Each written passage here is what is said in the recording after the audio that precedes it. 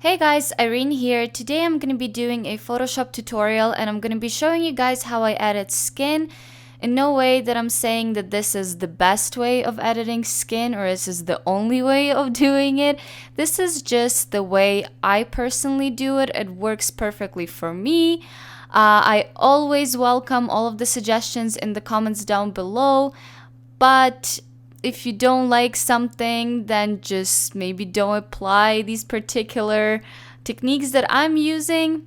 But still, hopefully you're gonna be learning something and maybe finding out something new for yourself.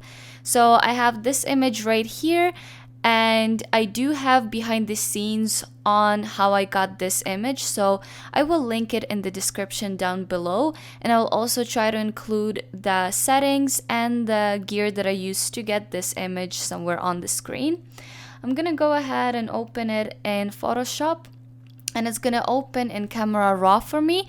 I do shoot all of my images in RAW, and I tend to shoot a little bit underexposed, as you can see, just so I can pull out any shadows up and play with the image a little bit more than I would if I shot in JPEG. So in Camera Raw, I'm gonna do all of my little adjustments.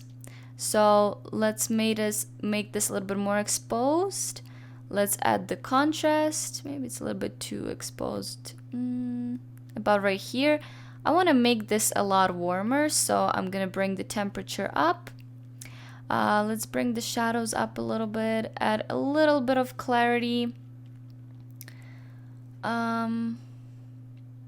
Let's go into the colors and make the blue a little bit more blue, just so we can get her eyes to pop a little bit more. And I also want to make the purples and magenta a little bit more colorful. Let's see. That looks good.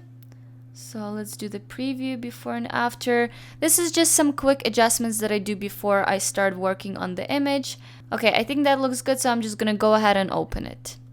So the first thing that I do before I start any kind of editing, I always duplicate my layer.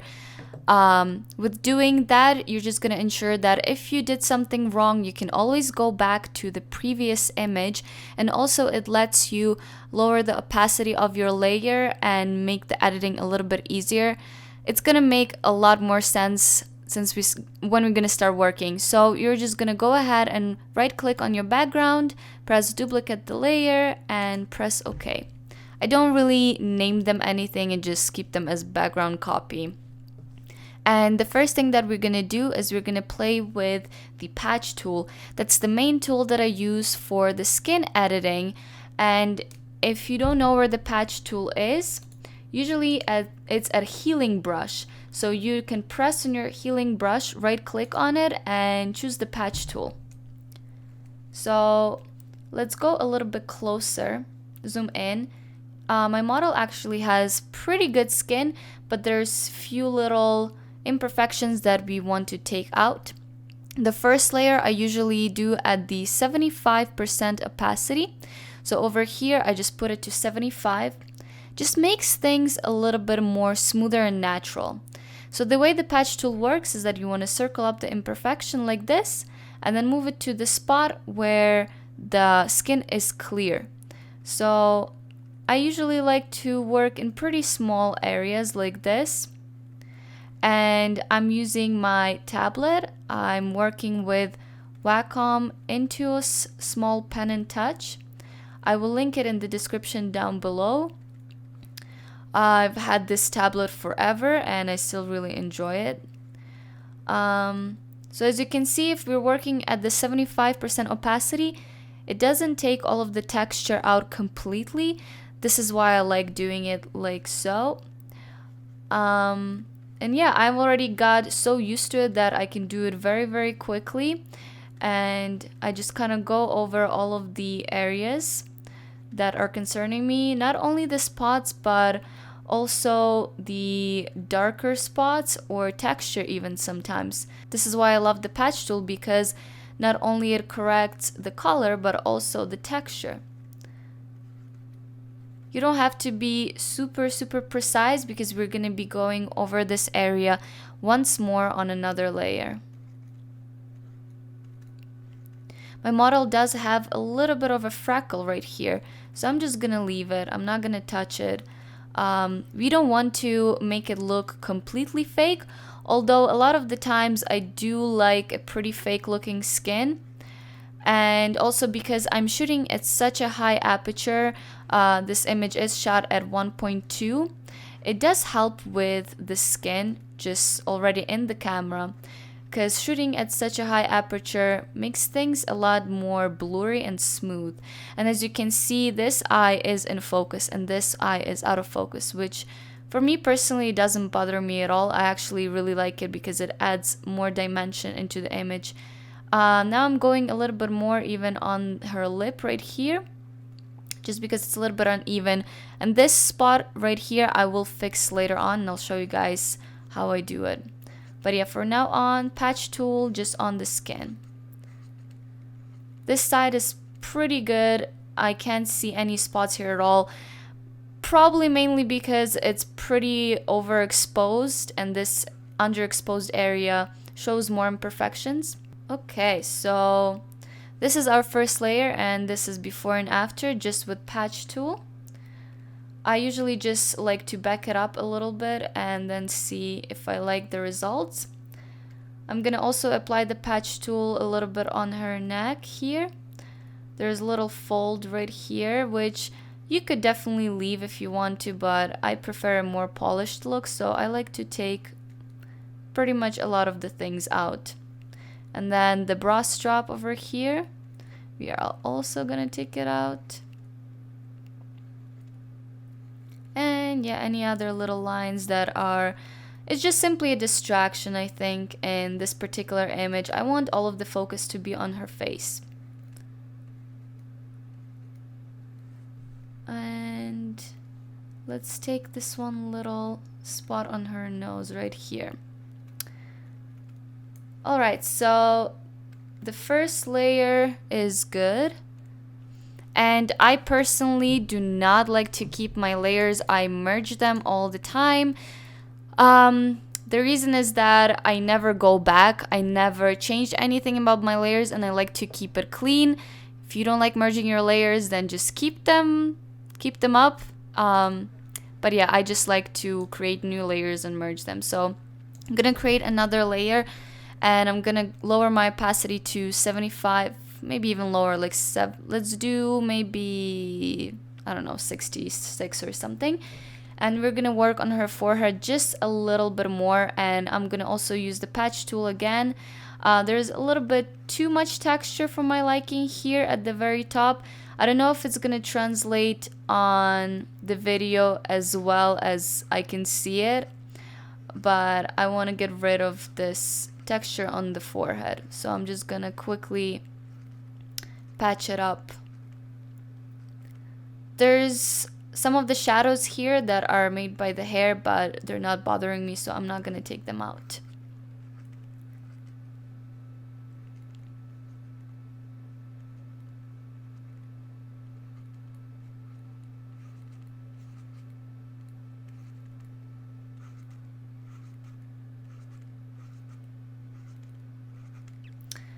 Okay, I think this looks great. So I'm just gonna go ahead and merge my layers again.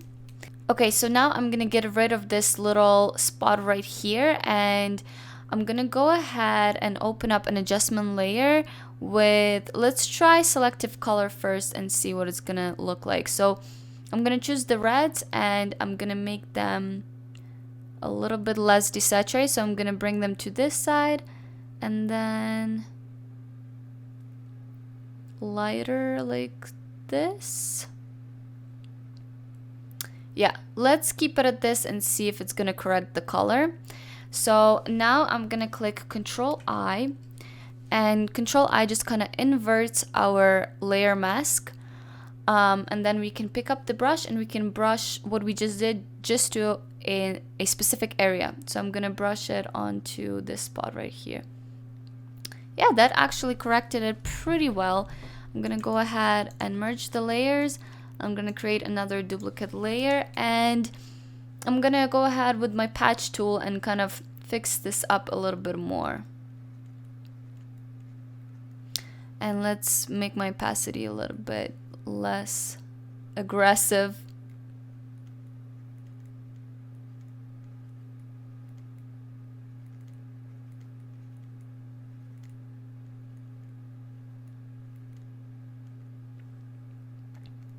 Okay, I quite like this, so I'm gonna go ahead and merge the layers.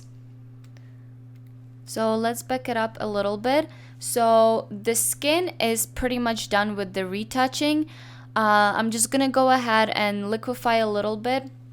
And obviously I'm gonna go ahead and duplicate my layer before I do anything. I like doing this for pretty much all of my portraits. We're gonna make the hair a little bit bigger. So I'm gonna make my brush a little bit smaller here. And I'm gonna stretch out the hair on the side. I just want the hair to take pretty much the whole picture. Just hair everywhere. And I'm gonna bring her shoulder down here just a little bit because it was a little bit too high for my liking. So yeah, with just Liquify tool, I'm just bringing the shoulder down just a touch. And that's all I'm gonna do for the liquifying.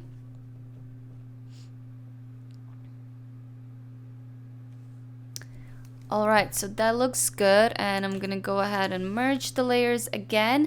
Now I'm gonna correct the colors just a little bit, so I'm gonna go ahead into my adjustment layers, selective color, and this is what I like to do for most of my portraits. I like to select the red color. I want to make it just a little bit darker, a little bit more yellow. It kind of makes the skin pop a little bit more, and I don't know, it makes a little bit more of a flattering color. I'm gonna go ahead and choose my whites and play with those as well. Whites kind of correspond to most of the highlights, and sometimes it creates a really cool look. So we can kind of play around here with different colors.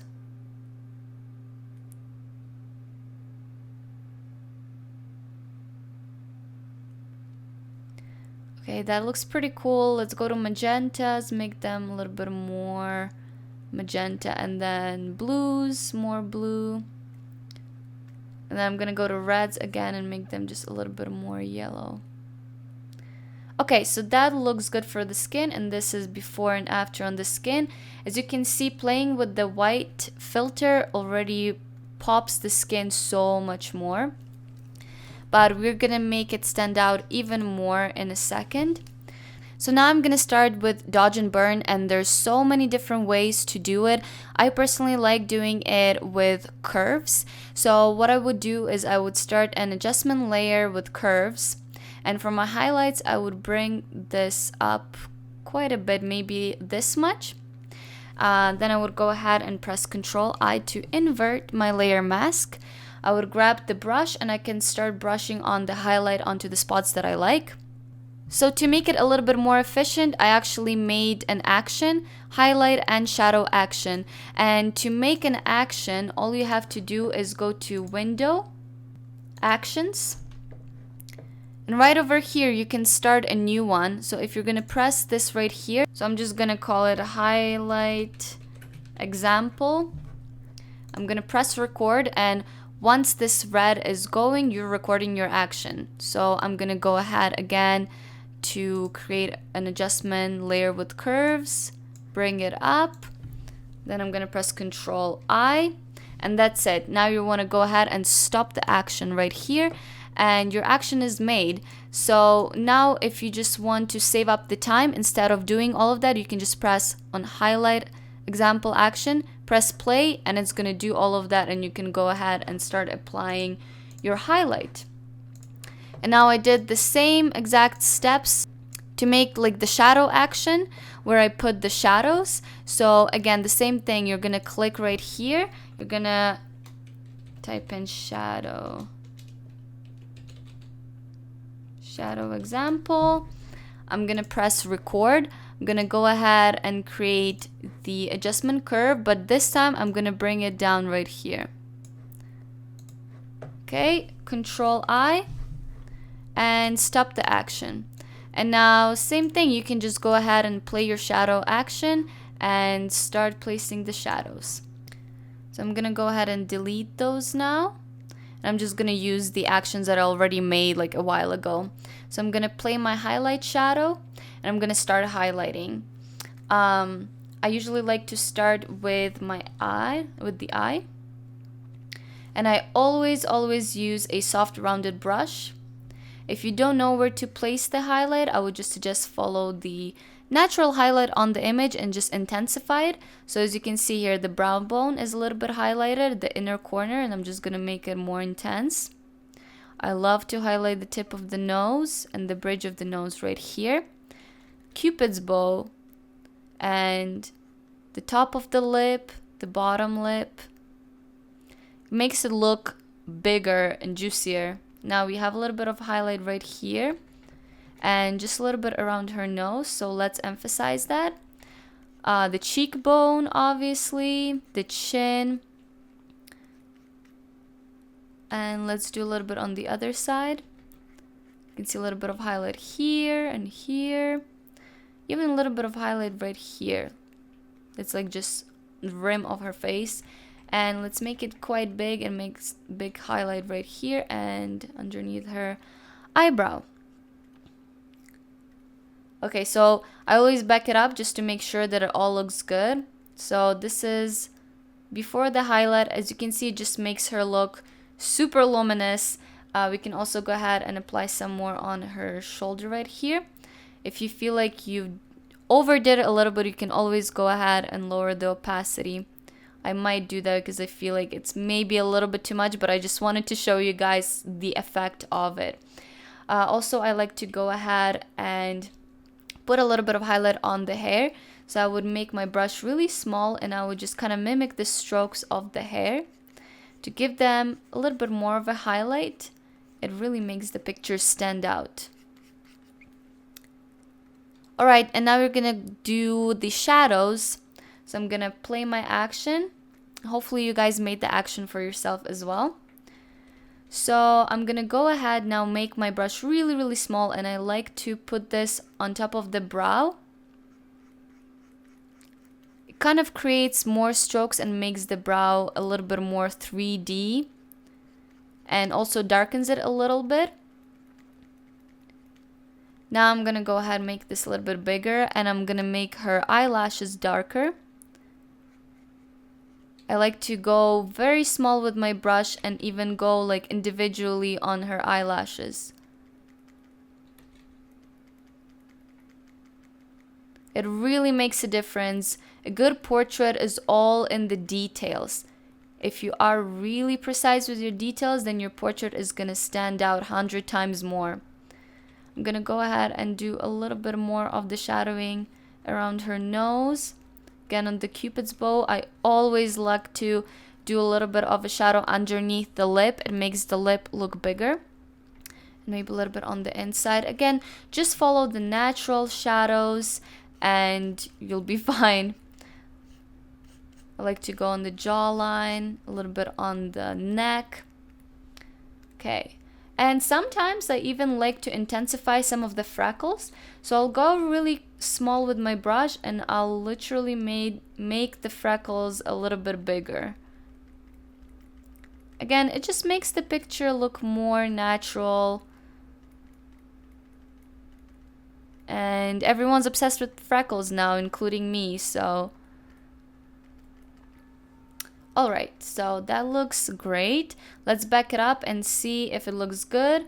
So you guys see, this is the kind of effect that the highlight and shadow does. Let me actually group them and I'll show you guys exactly what the effect is together. So this is before and after on just dodge and burn. I think it just makes a huge difference.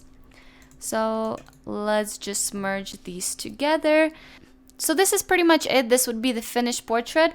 So let's compare this to the before.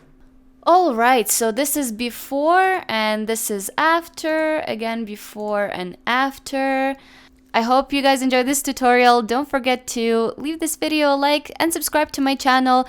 A lot more videos coming really soon.